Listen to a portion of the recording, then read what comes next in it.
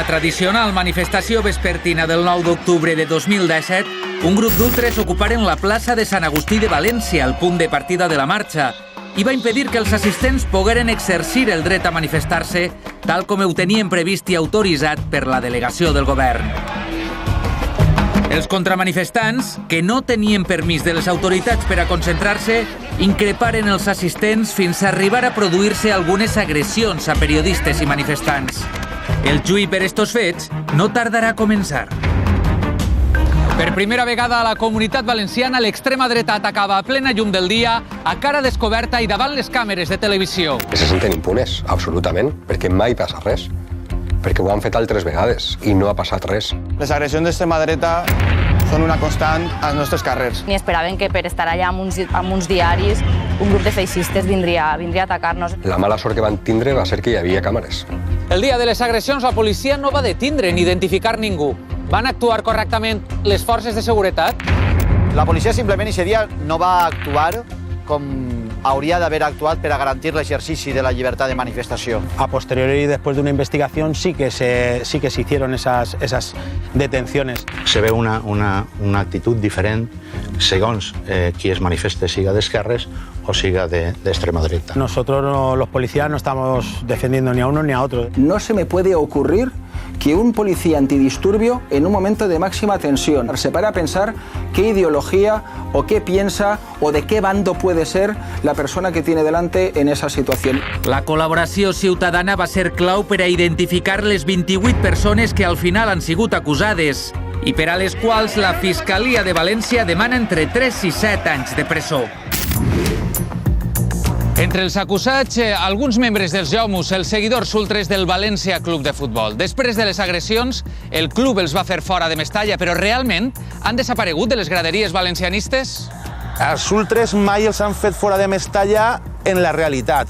¿Tienen la misma presencia que hace 10 o 15 años? Ni por asomo. Molts membres de Jomus que van participar en les agressions del 9 d'octubre tenien els antecedents d'haver entrat en el món de l'extrema dreta a través del camp de futbol. Gent radical que moltes vegades està molt relacionada a la violència. No és l'únic cas de demostració de força de l'extrema dreta. En els últims mesos trobem dos exemples més. Un ací, al barri valencià de Benimaclet, i un altre a la ciutat, a la cantina de Pego. La marxa ultradretana, autoritzada per la delegació del govern del passat 12 d'octubre al barri valencià de Benimaclet, es va convertir en un exercici d'exaltació i apologia del franquisme. Benimaclet és un barri combatiu, antifeixista. Vindre així el 12 d'octubre era una provocació clara. La delegación de gobierno no puede entrar a valorar la ideología de aquellos que piden manifestarse. Com que no està condemnat el règim de Franco, enaltir una cosa que no té una condemna negativa és molt difícil considerar-la que és delicte o que és una cosa a castigar. Una setmana després, a Pego, un grup ultra del Gandia va omplir el municipi de consignes nazis abans d'un partit de futbol. En el cas de Pego no hi ha cap actuació policial fins que la gent del poble no va a protestar contra aquesta presència. Avui fem zoom sobre les actuacions de la ultradreta valenciana als carrers i al món del futbol.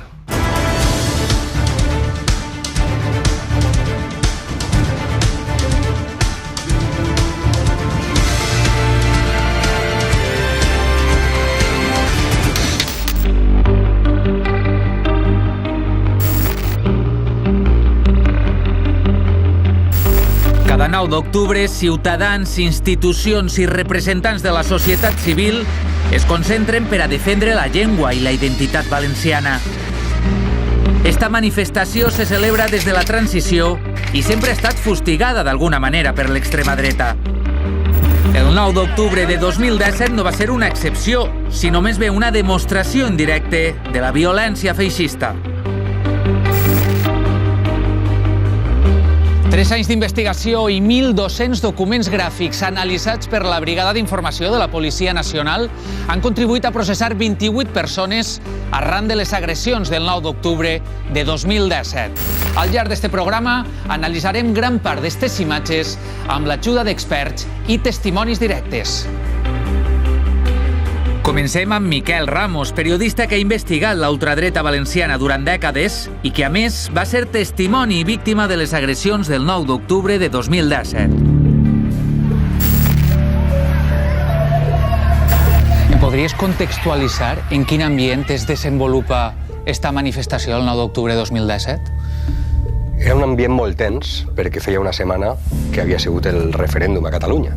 Per tant, els ànims estaven molt calents i hi havia cert temor a que pogueren haver algun tipus de represàlies. Van decidir que havien de prendre's la justícia per la seva banda i agredir a tot aquell que, d'alguna manera, ells sospitaven que tenien simpatia amb les persones que estaven reivindicant el referèndum de Catalunya. Quins grups participaven en esta contramanifestació del 9 d'octubre de 2017? Allà se van juntar un bon grapat de personatges diferents. Hi havia des d'ultres del futbol fins a membres d'organitzacions d'extrema dreta, neonazis, gent que venia estimulada també per tota, diguem, la por ellos, no? Que s'estava dient tots aquests dies, no? Contra tot el que estava passant a Catalunya i que pensava que els valencianistes que es manifestaven per la vesprada havien de pagar el pato, no? De lo que havia passat a Catalunya. Fan por aquestes persones quan les veus de prop? Tu que els has tingut tantes voltes de prop, fan por? Fa por la impunitat que tenen. Òbviament, aquesta gent s'aprofita precisament, primer de si van en grup. Com hem vist en les agressions, no sé quina valentia és agredir entre 10 persones a un xic i una xica que estan al terra, no? I fan por també quan veus que la policia no actua contra ells. I aquest és el temor de la gent. Aquestes persones, els contramanifestants, actuaren a cara descoberta i de forma molt violenta. Per què creus? Perquè se senten impunes, absolutament, perquè mai passa res, perquè ho han fet altres vegades i no ha passat res. La mala sort que van tindre va ser que hi havia càmeres i que hi havia periodistes. Però ells ho sabien que hi havia càmeres. En el moment de l'excitació jo pense que ells no miren i ells es van envalentonar, van veure que a més no hi havia policia i no comptaven que hi havia moltes càmeres. Fins i tot hi havia una televisió en directe, La Sexta, en aquest moment, que estava retransmetent en directe allò que estaba pasando en la manifestación. Efectivamente. A esta hora comienza en Valencia la tradicional fiesta del 9 de octubre, pero este año, Teresa Pitar, ¿qué está pasando en las manifestaciones? Bueno, pues está pasando lo que estáis viendo. Se están enfrentando, vemos gente en la calle, piden unos enfrente de otros.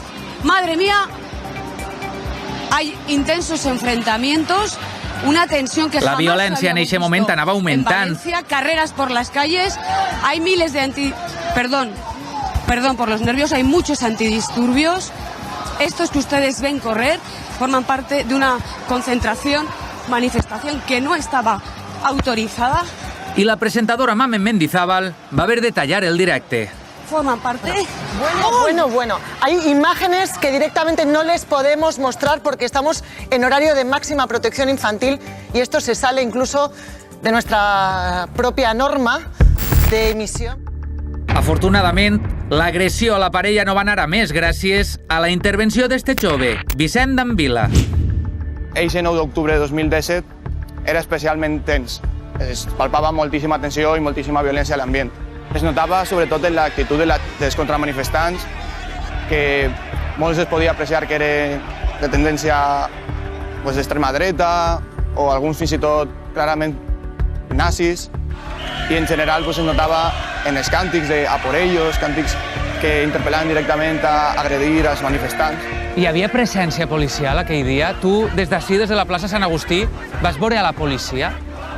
N'hi havia policia, però el que va fer la policia va ser, en lloc de fer treball per a que es desenvolupara la manifestació amb normalitat, el que va fer la policia és encerclar els manifestants, que sí que tenien permís, i li va deixar la major part de la plaça als contramanifestants que estaven coartant el nostre dret a la manifestació.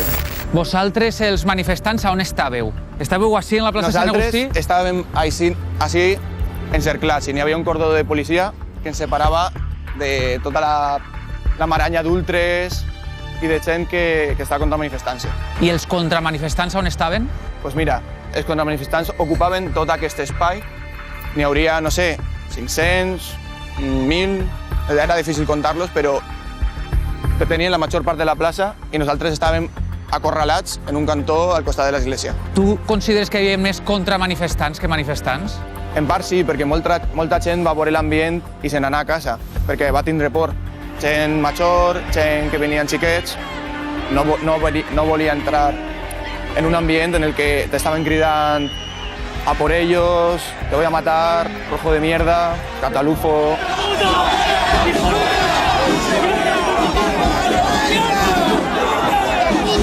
Arriba un punt en el que tot el món comença a córrer. Què és el que va passar exactament?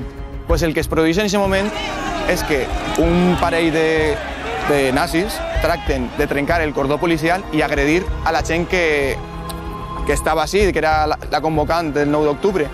En aquest moment es genera molta confusió, molta tensió, i de sobte jo veig que un grup de persones està corrent cap a aquest cantó.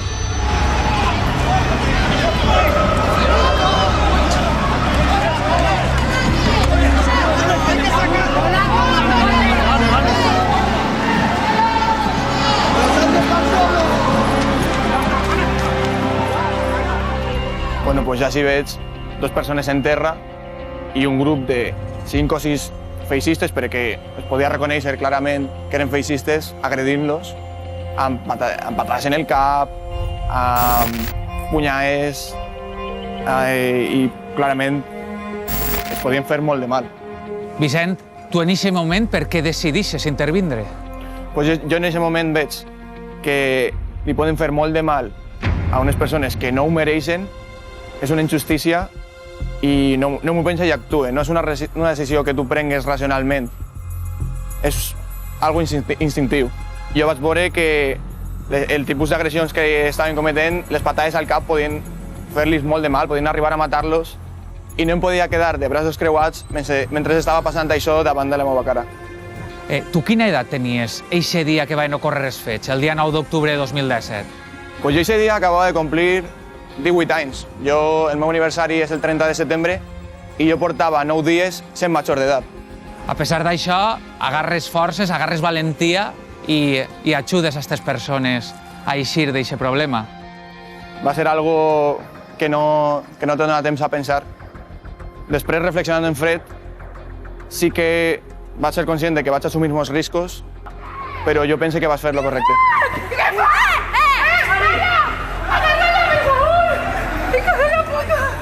Una vegada aconseguís llevar-li de damunt a tots els nazis, no sé què passa amb aquestes persones perquè se'm tiren tots damunt de mi i no puc atendre el que està passant amb elles. Pues jo en aquest moment tracte de defensar-me de la maranya d'ultres que se'm tira damunt. Perquè van tots a per tu, no? Sí, clar, se'm tiren 7 o 8 persones damunt meua i jo el que intento és parar el tot. Primer em va tirar un tipus damunt a pegar-me punyades, jo vaig retrocedir, vaig parar els colps i després m'acorralaren tots contra aquesta paret i, bueno, simplement vaig fer el que vaig poder i vaig aconseguir que no me tombaren en terra ni me colpejaren en la cara. Dins d'aquest grup variat de contramanifestants estaven ells, els Jomus, que d'esta manera entraven a la plaça de Sant Agustí. Alguns dels acusats per les agressions del 9 d'octubre formen part d'este grup de seguidors ultres del València Club de Futbol. Al llarg del programa els posarem cara i nom. Així va el primer. Vicente Javier Estruc Cortés, l'alfarrasí, líder dels Jomus, per a qui la Fiscalia demana 7 anys i mig i 6.900 euros. Antecedents: arrossega un llarg historial de detencions i 2 condemnes. Una per tràfic de drogues en 2005, per la qual el van sentenciar a 3 anys de presó, encara que no hi va arribar a entrar, i una altra en 2012 per agredir un home i pel que va ser sentenciat a 6 mesos. Tatuatges 20, entre ells una creu gammada, el rostre de Hitler, la paraula Hunter, caçador en anglès, una pistola, l'escut dels Jomus i la paraula mort. Va publicar este tuit relacionat amb el 9 d'octubre. Joder con los antisistema fuck police. Y se llevan 4 barazos y parece que los hayas muerto. Cuando vengan los tiros, ¿qué harán? Va ser homenatjat per Espanya 2000 en gratitud als herois del 9 d'octubre de 2017. L'alfarrasí no ha contestat a les nostres telefonades.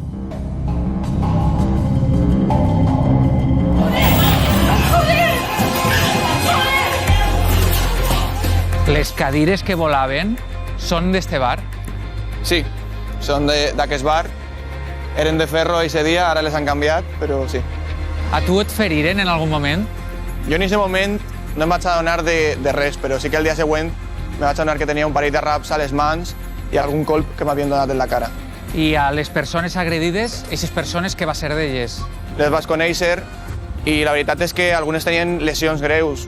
La xica que va ser agredida, jo sé que ha tingut que anar tant a teràpia psicològica com al fisio molts mesos perquè encara té danys d'aquell dia. Vicent es va enfrontar, entre molts altres, a l'Alfarrasí, a qui ja hem conegut, i a Néstor Franco. Identifiquem un altre dels acusats per a qui la Fiscalia demana 3 anys i 600 euros.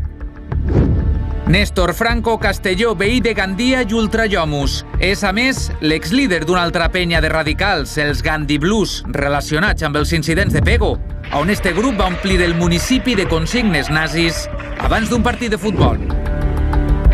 Antecedents: condemnat a 22 mesos de presó per agressions a un menor en una trobada d'escola valenciana l'any 2014. Néstor Franco tampoc ha contestat a les nostres telefonades per a ser entrevistat. Ara vens al lloc dels fets, ací mateixa on t'agrediren, i què et ve al cap? Què penses? Bueno, la veritat és que ja és una sensació que he normalitzat molt. Fins al moment havia sigut una persona com qualsevol altra. I sí que és cert que aquest dia la gent, almenys en València, va conèixer la meva cara. Des d'aquest moment soc una cara visible i sí que és cert que molta gent em reconeix pel carrer, la majoria de vegades per a bé, però a vegades també per a mal. A tu des d'aquell dia se't coneix com l'heroi del Polo Blau. Tu et consideres un heroi? Jo personalment no. Realment el que va passar així el 9 d'octubre de 2017 és una cosa que passa constantment als nostres carrers. Les agressions d'extrema dreta són una constant tant a persones immigrants, a persones LGTB, a persones antifeixistes o d'ideologia d'esquerres. La meva diferència és que a mi me gravaren les càmeres, a la resta no. A on estava la policia? Mentre a tu t'agredien, a on estava la policia? Pues la policia estava allà, en la plaça. Si jo no hagués arribat, les persones que estaven en terra podrien haver acabat molt malament. No van poder garantir el dret a la manifestació i fins i tot no van poder garantir la integritat física dels manifestants. Siento mucho que haya ciudadanos que sientan que a lo mejor no están siendo protegidos por la policía y que en realidad se sienten agredidos, pero no es lo común, pero no podemos permitirlo tampoco. Tenemos que intentar tender puentes con la ciudadanía porque como salte la chispa pues se podía complicar la cosa y no lo podemos permitir. Hi va haver algun incident dies abans de la manifestació del 9 d'octubre? Sí, va haver un acte al Teatre Micalet, a València, en suport al referèndum de Catalunya, i va haver una concentració a la porta de protesta per part de grups d'extrema dreta.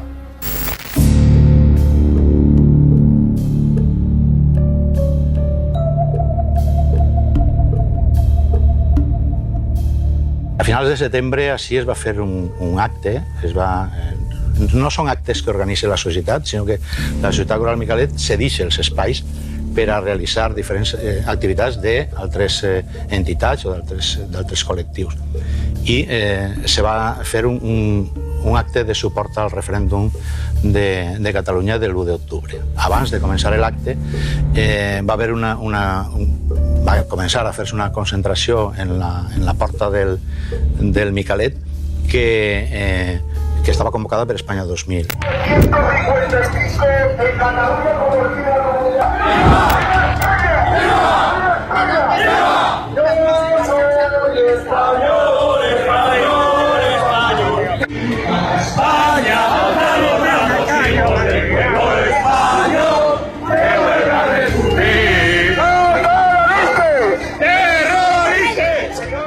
Que la policia els portara fora de la vorera, és a dir, que deixaren la vorera lliure perquè, entre altres, els que tenien que entrar aquest dia eren els alumnes de l'institut, que eren xiquets a partir de 8 anys, que entraven i que no era normal que tingueren que passar al costat d'una cadena de persones, 2-3 files de persones que estaven insultant a la gent. Cochinos estos marranos que están ahí enfrente provocándonos, pero que tienen suerte de que está la Policía Nacional.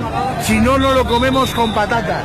Jo, d'entrada, em vaig negar a que se tancaren les persianes per donar una major sensació de normalitat a la gent que venia així a estudiar a l'institut. Al veure algunes caniques d'estes de vidre que se llançaven des dels concentrats, ja vas dir que baixaren les persianes. Ponemos la cosa muy caliente y atento a que se puede liar. No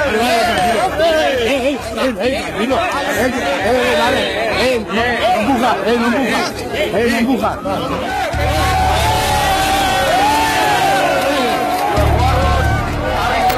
A les portes del Teatre Micalet es va sentir una crida a mobilitzacions futures, com la d'uns dies més tard en la manifestació del 9 d'octubre. Cuando no vale la fuerza de la razón, tendrá que valer la razón de la fuerza. Y se van a encontrar delante de ellos a un montón de valencianos y a un montón de españoles que no están dispuestos a que esto ocurra. Es la hora de los patriotas. És a dir, que en certa manera se sabia que això anava a passar. Si ho sabíem nosaltres, com no ho va saber la brigada d'informació de la policia? Ja respirava un ambient de tensió? Òbviament, hi havia una tensió molt evident i, a més, a escassos metres de la porta de l'edifici i amb la tensió molt palpable. Es complicado prevenir la posibilidad de incidentes. Pedirle a los cuerpos y fuerzas de seguridad que puedan prevenir en un momento concreto determinado que fuesen a haber incidentes, yo creo que no es fácil. La contramanifestació del 9 d'octubre, la contramanifestació de la gent d'ultradreta, va ser espontània o organitzada? Va ser organitzada. Hi ha convocatòries a les xarxes socials que així ho evidencien i, a més, estem convençuts que hi havia una quedada per privat de determinats grups que, òbviament, no s'ho van trobar de casualitat. El mateix delegat del govern, en eixe moment el popular Juan Carlos Moragues, va reconèixer que eren sabedors de la convocatòria d'extrema dreta. Conocíamos por redes sociales que había una concentración no comunicada, por consiguiente no autorizada, de los miembros de extrema derecha y lo tuvimos en cuenta porque los acordonamos para que no hubiese enfrentamientos, con lo cual la concentración de extrema derecha no estuvo autorizada. Precisament per a un d'estos convocants, la fiscal demana 3 anys de presó i 3.000 euros. És Pepe Herrero, conductor de programes en Onda Fallera, promotor del grup Defenem València i propagandista audiovisual de les convocatòries d'Espanya 2000, qui va presentar una denúncia en el jutjat de Guàrdia per a intentar impedir la manifestació, que la va qualificar de convocatòria de la CUP. Primerament va intentar, el divendres anterior, impedir la manifestació, dient que n'hi havia manifestants pel 9 d'octubre que eren membres de la CUP i d'arran, com si foren marcians, i el jutge li va dir que no tenia raó i a partir d'aquest moment va començar una campanya de convocatòria per a lo que la justícia no va prohibir, acabar-ho ell. Pepe Herrero no ha volgut ser entrevistat per Zoom, però hem aconseguit la seva declaració judicial on nega saber que es produïren les dues manifestacions, la convocada per la Comissió 9 d'octubre i la contramanifestació de la ultradreta. Tot i haver sigut ell mateix qui va publicar estos missatges en les xarxes socials, on es pot llegir: Quiero vivir un momento histórico, el primer año sin estelada por Valencia el 9 de octubre. ¿Cuento con vosotros? O este altre: los independentistas han despertado al gigante. Valencia despierta el lunes a las 6 en la Plaza San Agustín. Pepe Herrero va utilitzar les xarxes socials, la seva xarxa social del món fallero, per a convocar la gent a la contramanifestació del 9 d'octubre del 17. També se li pregunta en la declaració judicial sobre si va fer una crida per a impedir per la força la manifestació convocada per la Comissió 9 d'octubre i Pepe Herrero contesta que mai. Zoom ha aconseguit el vídeo de la retransmissió de la manifestació que ell mateix va fer per a xarxes socials, on s'escolta açò. Vamos a ver qué es lo que hace, porque aquí están todos dispuestos a no dejarles pasar y a tomar medidas para que no pase nadie. Ya veremos a ver qué es lo que sucede. Hay que estar atentos, amigos. Tenéis que veniros porque tenemos que llegar a eso.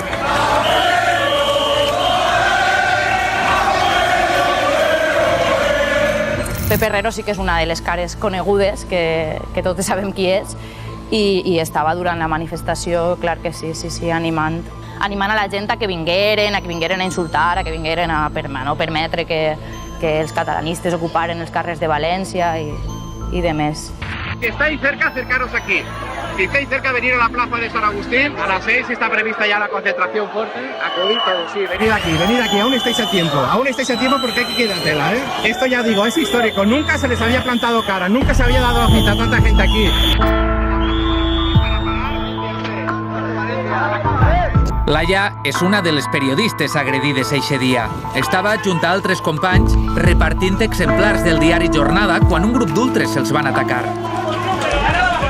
Vam anar molt pronte i vam plantar una paradeta a Sant Agustí amb els diaris per tal de repartir-los. Bé, realment no vam arribar ni a plantar-la. Al poc d'arribar vam veure que apareixien alguns grups de feixistes, apareixien cridant, amb els braços en alt. No hi havia policia, tampoc.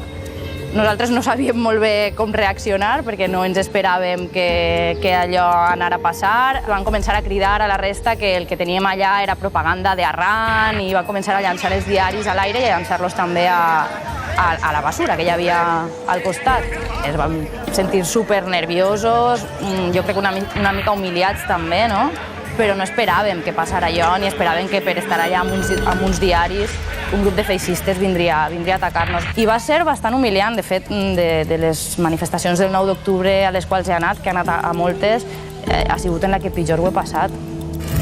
En la declaració judicial de Pepe Herrero es pot llegir com diu que no sap res del robatori dels diaris, que ni tan sols ho va veure. En el vídeo de la seva retransmissió per a les xarxes socials sí que es pot veure. Pero si los dejáis ahí, se los llevan. Si los dejáis ahí, se los llevan. Quan se li pregunta si és ell qui diu esta frase, la resposta és que no està referint-se a les persones que llançaren els diaris al FEM. Van ser estos ultres que van furtar els diaris els que ocuparen la plaça de Sant Agustí i impediren que la manifestació començara segons el previst i tal com estava autoritzada. La policia simplement aquest dia no va actuar com hauria d'haver actuat per a garantir l'exercici de la llibertat de manifestació. Va permetre que un grupuscle feixista fes acte de possessió, per dir així, de la plaça i impedís l'exercici de manifestació.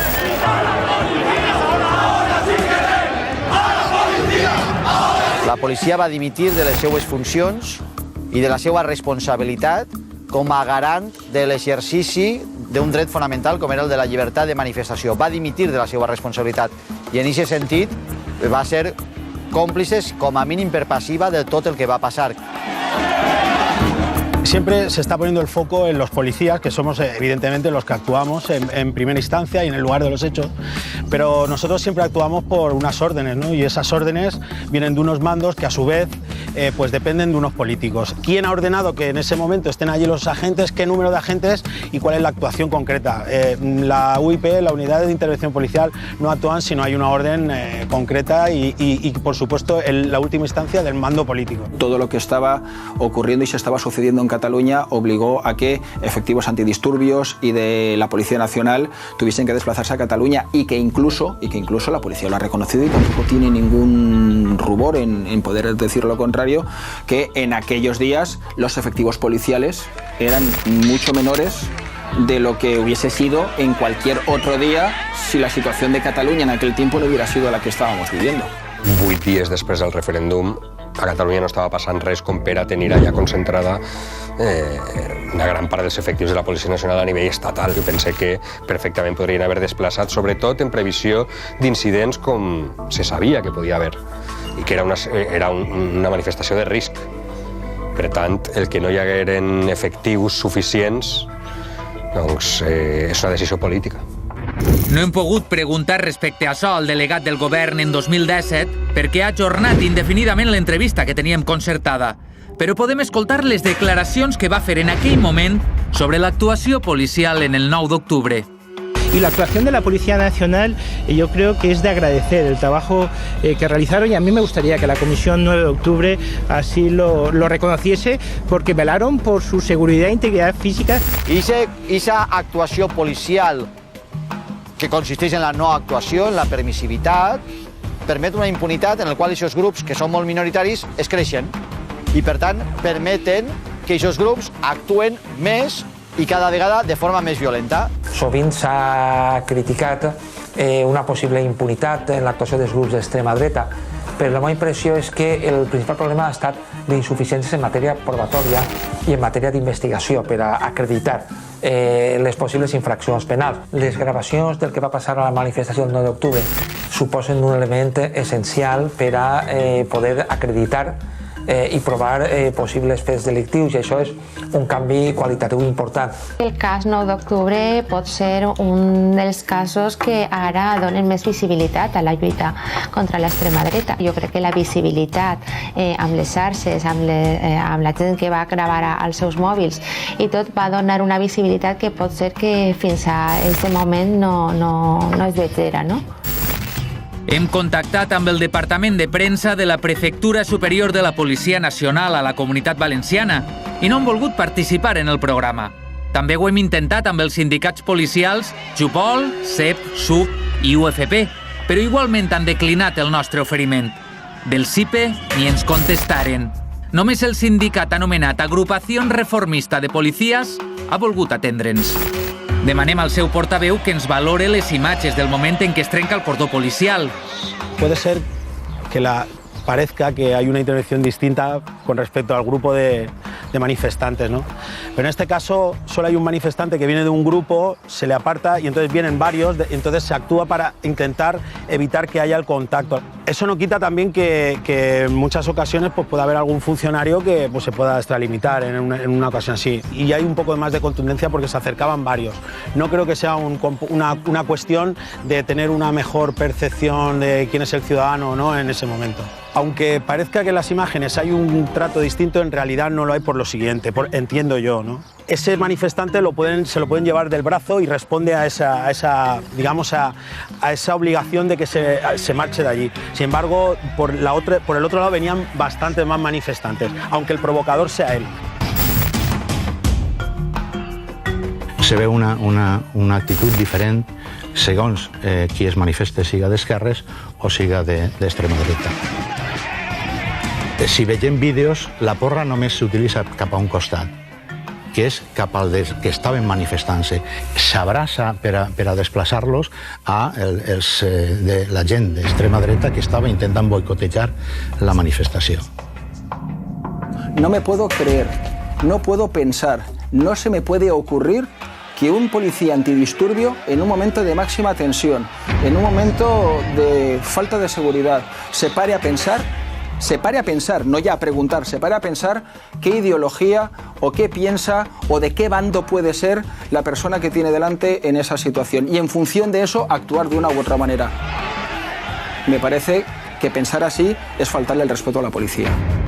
Demanem de nou a Luis Miguel que ens valore el vídeo de Pepe Herrero, recordem, un dels acusats, sobre l'actuació policial. La policía está siendo en estos momentos tranquila con nosotros porque entienden que estamos de su parte. No hay un mejor trato a estos grupos de ultraderecha, sobre todo en las manifestaciones y concentraciones, pero sí que puede haber algunos compañeros pues, que sí que a lo mejor se sientan más identificados. No defiendes a los independentistas, os lo digo, están cumpliendo su labor perfectamente. Sé lo que os digo, no os puedo dar más explicación por si hay alguien escuchando. Este señor lo que estaba diciendo es una tontería y evidentemente no se ajusta a la realidad. Si se está refiriendo a la labor policial, evidentemente nosotros los policías no estamos defendiendo ni a uno ni a otro. La veritat que a mi em va sorprendre bastant que arribar així la policia veient clarament el que estava passant i no detinguera ningú.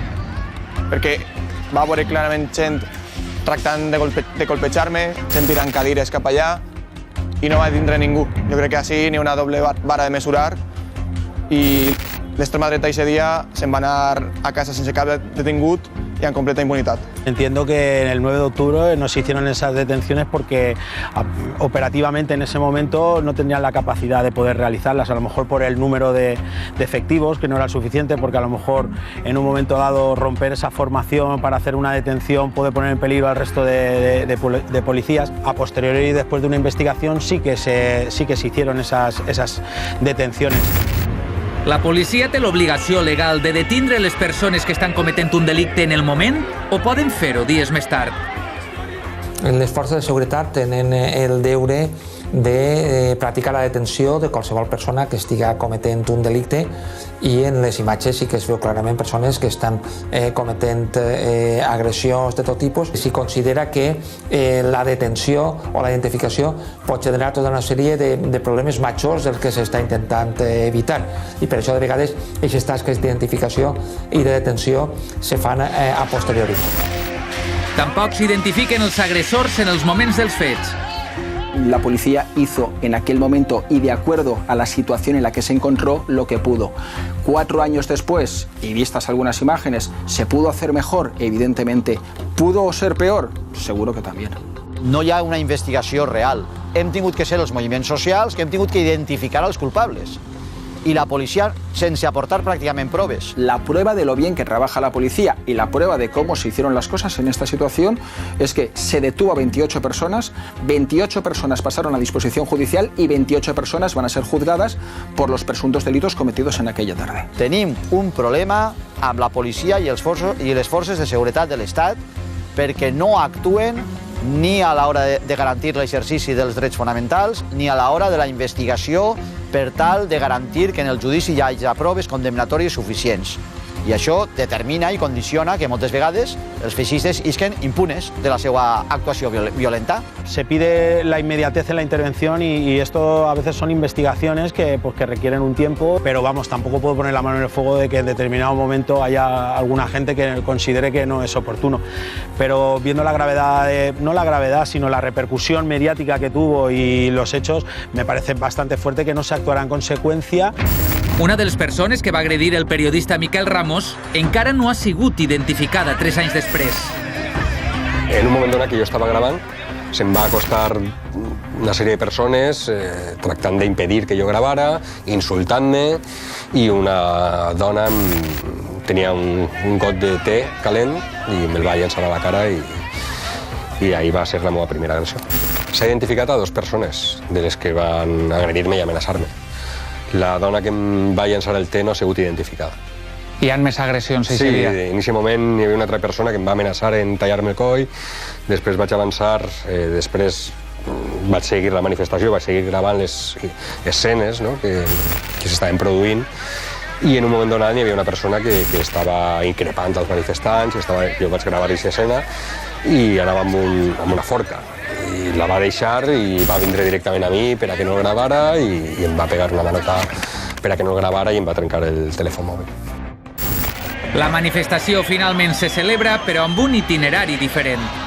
No podem eixir de la plaça de Sant Agustí perquè la policia ha dimitit de la seva responsabilitat i, per tant, eixim la manifestació directament des del carrer de Xàtiva perquè volem no deixar-nos intimidar per la violència feixista, que és una minoria que actua amb impunitat. I el segon canvi important és que no acaba on havia d'acabar, que era en el parterre. El parterre estava ple també igualment de feixistes i per tant vam decidir acabar en la plaça Amèrica. Hi ha canvi en l'eixida i en el final. Però la mani es va realitzar i ens negarem sempre a deixar-nos intimidar per la violència feixista perquè és una violència marginal socialment. Entre els acusats per les agressions del 9 d'octubre figuren 13 membres de l'extinta penya dels Jomus del València Club de Futbol.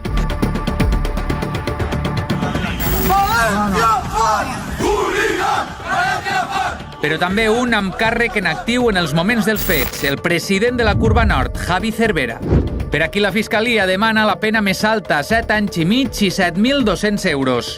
Antecedents? Cap. Advocat? Vicente Boluda. El mateix advocat que en altres ocasions ha defès acusats de la ultradreta, com els del cas Panzer. Cervera va fer una crida per xarxes socials per a sumar-se als Jomus i dirigir-se junts des del Mestalla cap al centre de la ciutat amb el propòsit d'obstaculitzar la manifestació i enfrontar-se a qui assistirà per raó ideològica. Javi Cervera ha rebutjat participar en el programa, així com el seu advocat. Durant dècades, la ultradreta i el futbol han anat agarrats de la mà. Ha sigut Mestalla un dels centres de reclutament per a l'extrema dreta valenciana? En absoluto, ni por asomo. Mestalla o el Valencia Club de Fútbol en aquellos años y en aquellas décadas, como la totalidad de los equipos de fútbol de la primera y de la segunda división, tenían un grupo de radicales vinculados o a la extrema derecha o a la extrema izquierda. Sí, els ultres han fet el que han volgut en el món del futbol molts anys, malauradament és així. Els Jomus s'han apropiat de l'afició del Mestalla perquè ells són els que reparteixen carnes de valencianisme. Ells són els que diuen qui són bons aficionats i qui no són bons aficionats. La violència ha tingut un camp per a córrer de forma impune durant anys, durant dècades en els camps de futbol. El València Club de Futbol durant anys ha sigut còmplice de la violència dels Jomus. Molts membres de Jomus que van participar en les agressions del 9 d'octubre tenien els antecedents d'haver entrat en el món de l'extrema dreta a través del camp de futbol, a través del València Club de Futbol o del Gandhi Blues, del Gandia Club de Futbol. Ese és el problema de les graderies del camp de futbol. Per això es diuen que són un criadero de nazis. La dècada dels 90 va ser una de les èpoques més conflictives de la penya Jomus. En estos anys, Teo Jabaloye serà el seu president. Vostè que està dins dels Jomus, vostè considera realment que hi havia gent d'extrema dreta en els Jomus? Ultradreta, ultraesquerra, ultras de tots els estilos, sí. Gent radical que té, moltes vegades està molt relacionada a la violència. El que passa que els grups d'extrema dreta sempre se fan molt de notar, sempre.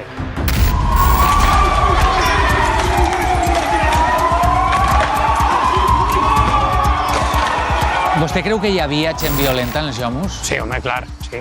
Gent violenta en els Jomus i gent violenta en el carrer, en qualsevol puesto, en qualsevol associació juvenil. No, és que el Jomus està ple de gent amb antecedents. Són una banda de delinqüents, no tots, però els que tenien antecedents, evidentment. Però a ningú li demanen el certificat de penals per entrar al camp de futbol. Com es feien de notar aquestes persones d'ultradreta? En el propi estadi, en la pròpia granada de Mestalla, a lo mejor reflejan ideologies o banderes o coses que no tenien res sabor en el futbol ni res sabor en el València Club de Futbol. Per què es permetia en aquella època que aquestes banderes entraren al Mestalla? En aquella època es permetia que se prengueren botes de cervesa, en alcohol, que se fumara. Era una altra època en què se permetia moltes coses que avui per avui són impensables que exista. Va ser l'entrenador del València Club de Futbol, Gus Hiddink, el primer que va impedir este tipus de banderes en 1992. Així s'informava del fet en Canal 9. El cas és que Gus Hiddink s'ha convertit en el primer entrenador que al futbol espanyol ordena la retirada d'un símbol nazi en un estadi. Antes del partido he visto un bandera y un madera de los nazis y me ha molestado y por eso he pedido a un hombre del campo para prudente sacar este bandero. Jo me'n recorde de l'episodi que va ocórrer en Gus Hiddink. Realment la bandera de l'esvàstica la va treure l'afició de l'Albacete. Però clar, Gus Hiddink quan la va veure va dir que ell no començava el partit mentre la bandera no se retirara. Los chicos no saben la significación de este banderos, pero yo no quiero provocar polémica o publicidad sobre este tema. Ell va intentar disculpar una miqueta dient que els joves no sabien què volia o què representava aquesta bandera. Jo en això diferís prou d'ell. Jo crec que sí que sabien el que feien. El que passa és que Gus Hiddink era una família que als Països Baixos, al seu país natal, havia patit la repressió nazi i havia lluitat a la resistència i que ara sabia molt bé de lo que parlava. Vora 30 anys després, Gus Hiddink recorda d'esta manera la trascendència del seu acte. Y hubo una gran consecuencia también fuera de España. Yo he recibido cartas de políticos, etcétera, que bien, en fútbol hay que limpiar esas cosas. La directiva del club valencianista en l'any 92 no el va felicitar, precisament. me recuerdo el consejo, aquel consejo, un día o 2 días después me han dicho, no te metes con esos asuntos. Hombre, todos tenemos que meternos en esos asuntos, ¿no? No, tú solamente al fútbol y nada, res mes en valenciano. Entonces, no, estás equivocado, señor presidente o quien sea. Yo me meto con los asuntos que tenemos que meter todos, creo yo. Només un any després, el jove antifeixista Guillem Agulló és assassinat a Montanejos per Pedro Cuevas, a qui la premsa va relacionar amb els Jomus. Evidentment, Pedro Cuevas pertanyia als Jomus. I els Jomus eren una organització d'extrema dreta dintre del València Club de Futbol. Havia alguns que eren més moderats i només que anaven al futbol per a passar-ho bé, i altres que eren ultres i nazis. Vostè el coneixia personalment? Jo no el coneixia. Jo, si aquesta persona que no sé exactament ni qui és, venia al Fons Nord, jo no el coneixia. A lo millor ell estava con els seus amics, el que sigui, jo no el coneixia. Jo era un membre més i no era president dels Jomus. De fet, crec que vaig agarrar la presidència a causa de tot allò. O sigui, la mort de Guillem Agulló és un detonant per a fer desaparèixer els Jomus. Jo crec que és el condetonant de que el grup se desapareixera, o sigui, se fuera degradant hasta intentar desaparèixer. La connexió entre membres ultres dels Jomus i el cercle d'amistats de Pedro Cuevas es va exemplificar una setmana després de l'assassinat de Guillem Agulló. Va ser amb una pancarta en què es llegia Guillem Jódete. Això seria d'una manera individual, que voldríem ficar-la i que ningú se dona compte o de lo que fora. Sempre s'han vanagloriat de l'assassinat feixista de Guillem Agulló a Montanejos. He escoltat els crits en contra o vanagloriant-se de l'assassinat de Guillem Agulló. I, evidentment, el que va passar al camp de futbol del València és el que passa en qualsevol organització d'extrema dreta quan volen humillar a la víctima. I en aquest cas de Guillem Agulló quan el mataren. Me'n recorde perfectament d'una pancarta al camp del Llevant en el derbi Llevant-València de Montanejos 1993, el famós càntic que no només s'utilitzen en els camps de futbol, també utilitzen en la processió cívica del 9 d'octubre, donde están no se ven los amigos de Guillem, i el famós Guillem Jódete. ¡No se ven los amigos de Guillem! ¡Queremos aire! ¡Los amigos de Guillem! I encara que aquest grupuscle feixista ha exhibit pancartes insultant a Guillem Agulló, una persona assassinada, ha protagonitzat altercats de violència. Alguns dels seus membres han estat investigats en temes de tràfic i possessió d'armes i de drogues, en incidents de tipus de violència. El València no ha actuat fins que no s'ha vist un judici. És precisament després de les agressions de l'octubre de 2017 quan el club decideix negar l'entrada a estos ultres. S'ha acabat realment la relació entre els radicals y el Valencia Club de Fútbol? Es imposible pensar que no hay radicales dentro de un estadio de fútbol. Els ultres mai els han fet fora de Mestalla en la realitat. ¿Tienen la misma presencia que hace 10 o 15 años? Ni por asomo. ¿Tienen la misma organización? Tampoco. Esta gent el que fa és, si no eres com jo, vaig a per tu. No pot ser més que el meu amic o el meu enemic, blanc o negre. No és suficient amb expulsar a unes persones concretes. Cal garantir que això no se torna a reproduir, que és impossible que es torni a aparèixer un grup de hooligans que puguen en l'estadi actuar impunement, que puguen aconseguir entrades gratis i que puguen actuar amb violència sense que la directiva intervinga de manera decidida. Hem rebut, malauradament, un grapat d'amenaces i d'agressions verbals per part d'ultres. Amenacen de tipus violent, de com os veamos en Mestalla, etcétera, etcétera, como yo vea una de esas banderas, etcétera, etcétera. Ese tipus de coses. Jo, personalment, a l'Eixida de Mestalla, en companyia de la meva dona i el meu pare, vaig rebre una amenaça de tipus verbal per un dels imputats en el cas del 9 d'octubre. Era Vicent Estruc, l'Alfarrasí.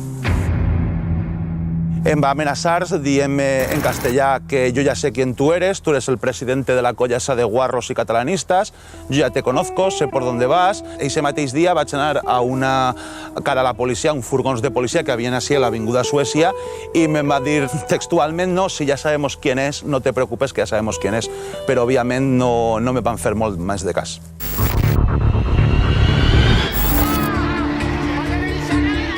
El 9 d'octubre de l'any 2017 no és l'únic cas de demostració de força de l'extrema dreta. En els últims mesos trobem dos exemples més. Un al barri valencià de Benimaclet i un altre a Pego. Anem per part. Benimaclet a ritme de tambors, amb torxes, banderes preconstitucionals i elements de simbologia nazi, com este cas amb el número 88, que significa Heil Hitler, unes 50 persones convocades per Espanya 2000 i Falange Espanyola van recórrer els carrers del barri. Ens vam sentir una mica atacades perquè ells saben i bé, en general a València se sap que Benimaclet és un barri combatiu, a nivell social és un barri antifeixista, és un barri organitzat. Vindre així el 12 d'octubre era una provocació clara. La policia els va posar, diguem que totes les facilitats per a que foren els amos del barri. Jo crec que no ho van ser perquè no eren tants i perquè va haver una resposta bona. La manifestació ultradretana contava amb l'autorització de la delegació del govern. La delegación de gobierno, de acuerdo a ley, tiene la obligación de autorizar cualquier manifestación para que se le presente esa autorización, salvo que vulnere o atente contra derechos fundamentales. La delegación de gobierno no puede entrar a valorar la ideología de aquellos que piden manifestarse en Benimaclet o donde sea. La libertad d'expressió està ahí, no? I el límit i el risc de que diguin que s'està limitant la seva llibertat d'expressió és molt greu, no? I ahí hi ha una frontera molt difícil, sobretot perquè una cosa és el que diguen que es farà i que faran els organitzadors i l'altra és després dir que això eren unes persones que s'han afegit, que no eren de l'organització. Totes aquestes coses és el que ells juguen, no? per a continuar fent això. La Generalitat va iniciar un procediment sancionador contra les persones i organitzacions que exhibiren símbols feixistes durant la manifestació. Com que no està condemnat el règim de Franco com una cosa negativa, enaltir una cosa que no té una condemna negativa és molt difícil considerar-la que és delicte. Ens quedem en l'àmbit administratiu, no es pot fer res més. En la via penal no es poden perseguir mentre que no es canvie la llei. Una altra cosa seria, per exemple, fer-lo al voltant de l'Holocausto, del nazisme, que sí que està reconegut a l'àmbit internacional com una doctrina negativa. Davant esta exaltació franquista, el barri va reaccionar. Els veïns van respondre amb una cacerolada des dels balcons i amb concentracions de rebuig. Això va ser, jo crec que molt potent, perquè va ser com una resposta de dir nosaltres també tenim veu, també tenim les nostres armes, no? També estem presents així. I això va ser molt interessant. 3 antifeixistes van ser detinguts en la protesta contra esta manifestació de l'extrema dreta a València. La policia va elaborar un atestat sobre els fets. Sí que la policia fa un informe de valoració respecte dels fets ocorreguts en Benimaclet i en aquest informe dista molt de ser imparcial. No refereix que, per exemple, la convocatòria siga d'Espanya 2000, un partit que és obertament d'extrema dreta. En canvi, respecte de la gent que va a protestar per la presència de l'extrema dreta, sí que refereix que formen part de grups d'extrema esquerra simplement per els tatuatges que porto, per l'estètica que porto, que diuen com inclús actuen la gent d'extrema esquerra quan ixen a la casa, paraules literals de la policia, a la casa de gent d'extrema dreta. I diu que és algo molt habitual en València, especialment en el barri de Benimaclet. Una valoració quasi de barra de bar, més que una valoració tècnica rigorosa que s'espera de la policia. Durant les detencions, un dels antifeixistes va resultar ferit per un policia i va acabar ingressat a l'hospital. És estrany o és sospitós el rebre una porra al cap quan tots els protocols parlen de que les porres han d'anar de cintura cap avall. En si, la forma de detenció és una forma exagerada o desproporcionada. Un altre fet que crida l'atenció a l'advocat dels acusats és que passaren 2 nits a la comissaria. Primera, per esgotar quasi el termini màxim legal, que en casos que són especialment complexos o això té més sentit. En aquell moment s'argumentava que com era un delicte d'odi, un delicte d'incitació a l'odi, les diligències eren complexes, però que que cau per el seu propi pes, com de fet ha caigut durant la instrucció pel seu propi pes, perquè després no se'ls ha acusat d'això per part de la Fiscalia. Només uns dies després de la marxa de les torxes a Benimaclet, a Pego es produeixen altres incidents en què la ultradreta també estava present. Hi havia un partit de futbol entre el Gandia i el Pego. Per el matí van acudir gent de Gandia i estaven fent càntics d'extrema dreta, crec que van estar fent pintades. Sembla ser que es va córrer la veu de que estava passant això i la gent del poble va anar com a protestar per la presència d'aquesta gent.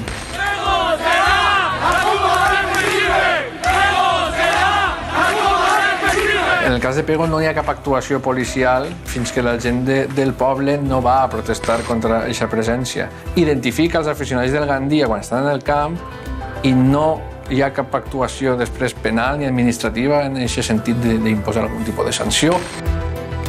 La Guàrdia Civil va escortar els ultres perquè pogueren abandonar l'estadi. 6 agents van resultar ferits.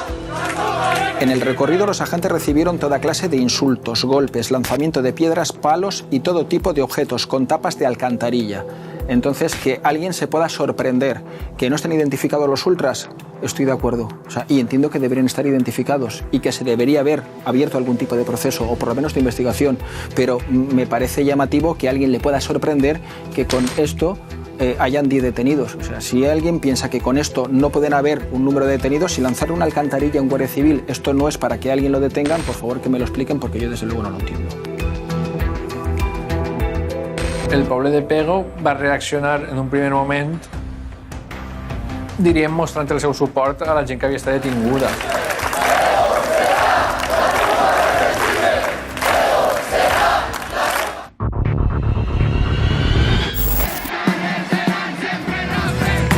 Sonen les dolçaines en el carrer Sant Vicent. Més de 15.000 persones volen fer sentir la veu. L'any següent a les agressions del 9 d'octubre de 2017, la societat valenciana es mobilitza per enviar una resposta contundent a la ultradreta. Va haver una mobilització espectacular de la gent que no va voler que es repetís el que havia passat en 2017. Missatges d'esperança en els càntics de la gent. El futur és patrimoni de qui creu en el present.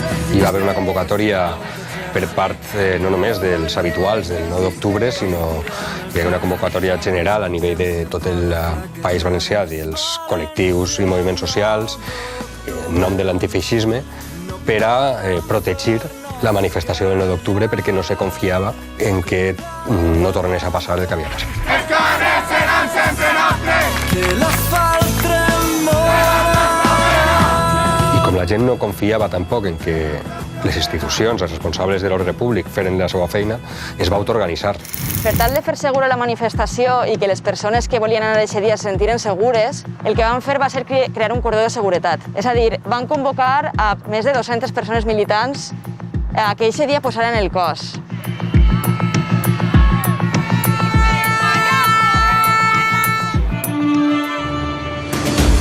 A més, dies abans de la manifestació del 9 d'octubre de 2018, el col·lectiu antifeixista del País Valencià va rebre amenaces. Per això, la seva portaveu ens ha demanat preservar l'anonimat. La veritat és que per xarxes socials vam rebre moltíssimes amenaces. Però és que no només va ser això, també es van produir algunes agressions de caire feixista en diferents pobles, dies anteriors, mesos anteriors. La més greu, recordem, va ser la de l'aplec del camp de Túria que es va realitzar a Bétera. Van aparèixer en un parc on hi havia famílies, un grapat d'uns 100 feixistes rodejant tot el que era el parc, que estaven amenaçant-nos, que estaven cridant-nos, i ens va dir, això és el que us espera el 9 d'octubre. A pesar d'estos incidents previs, la manifestació del 18 es va poder celebrar amb major normalitat que l'any anterior, gràcies a l'augment del nombre d'efectius policials que van poder contindre els feixistes que no faltaren tampoc a la cita. La policía en concreto, cuando hay una manifestación o hay un dispositivo, si ya tiene unos antecedentes, lo normal es que tenga que actuar en consecuencia. Eso es una de las, digamos, de los axiomas que tenemos de que una actuación nunca es perfecta y siempre se aprende, ¿no? L'operatiu policial de la manifestació del 18 va ser molt més nombrós que la del 17. La del 17 era molt justet. Per a la gent que hi havia en Sant Agustí només hi havia un cordó de policies separat, no un cordó dens, un cordó permeable. Així passaven pel mig per a agredir a la gent. En el 18 estaven totalment encapsulada la major part de la manifestació. L'any anterior, els ultres afirmaven que la policia estava al seu costat. En 2018, en canvi, cridaven tot el contrari. Vale, por favor. ¡Esta no es! ¡Esta policía! ¡Esta no es! Va haver un poc de tensió, però vaja, la manifestació ens deixa imatges precioses en totes les banderes antifeixistes passant-los per la cara i en ells impassius, sense poder fer absolutament res davant d'això. Davant d'un poble realment compromès i realment empoderat en el seu dret a manifestar-se i eixir al carrer i a plantar-li cara al feixisme. Això mateix va fer una vegada més Vicent d'Anvila. El xic que l'any anterior havia defès una parella que estava sent agredida també hi va assistir i es va retrobar amb algun dels seus agressors. Sí, la veritat és que sí. En altres 9 d'octubre, per exemple, en 2018, un d'ells va començar a increpar-me des de l'altre costat del cordó policial durant la manifestació, amenaçant-me, tractant d'agredir-me. Una vegada em vaig trobar un grup i començaren a córrer tractant d'agredir-me amb pals, anant clarament a per mi i dient-me tu, sabem qui eres tu. Sí que tenia por al principi, i tenia que anar amb molta cura, vigilant, però bueno, han passat 3 anys, al final tu ho acabes normalitzant, jo ja he assumit que això pot passar en algun moment, però no pots viure amb por. En els pobles, en les comarques, diguem que tot és més proper, i aleshores tant feixistes com antifeixistes majoritàriament sabem qui som totes, no? Aleshores és perillós estar exposades constantment a una imatge pública, ser la cara pública d'algun moviment, perquè d'alguna manera te pots arriscar a que qualsevol dia anant pel carrer te reconeguen i vagin a per tu. Així que preferís tapar-me la cara en aquest sentit. Tu has rebut amenaces a través de les xarxes socials? Sí, clar que sí. Te vamos a matar, catalufo de mierda, rojo de mierda, a ver si tienes tantos huevos, te va a tocar correr... Coses així. I missatges positius? Més. Per sort, molts més. En general, valoren la meva valentia i reconeixen que el que vaig fer va ser un acte correcte. I la veritat és que ho agraeix molt. Tens por de trobar-te cara a cara en el Chuy amb aquestes persones? No, la veritat que no. Jo estic segur que estic fent lo correcte. Estic defensant els meus valors i el que penso que és just, això és el que me dona a mi la seguretat. El juí pels episodis del 9 d'octubre de 2017 no tardarà a començar. I molts estan pendents de com es desenvoluparà. Els entrevistats per Zoom ens donen la seva opinió al respecte. No tengo ninguna duda que más allá de cuál sea la sentencia, que evidentemente no la sé, ni me puedo acercar a imaginarlo, el juicio del 9 de octubre terminará con una sentencia justa. La nostra convicció és que hi ha indicis suficients per a la condemna. Jo crec que el 9 d'octubre hem fet una tasca important i que està ahí, no? Que pot ser una fita, no? de cara al futur. Sí que tinc esperances, perquè sí que hi ha alguns indicis que ens indiquen que algunes coses estan canviant. Sí, jo crec que marca un abans i un després. És més, ja ha marcat un abans i un després els actes que van ocórrer el 9 d'octubre al carrer. Penso que seria important que esta sentència servira per a que quedara un poc clara la pèrdua de la immunitat per part de l'extrema dreta en este país valencià. Si el judici, si la sentència els posa anys de presó que han de complir, aquests anys de presó estarem moltes més persones tranquil·les al carrer, perquè aquestes persones no estaran en la llibertat de seguir agredint. Però sí que és de veres que tampoc tenim massa esperança en que els suposi res, perquè aquestes persones han estat protegides per bufets d'advocats que els han salvat de situacions que pareixien insalvables, però tampoc creiem que això vagi a aturar-los. Pensem que és important que este judici marqui un abans i un després. No és possible que la impunitat de la que ha gaudit l'extrema dreta siga la norma i ens acostumem, perquè la norma és que totes i tots puguem expressar les nostres idees amb total normalitat.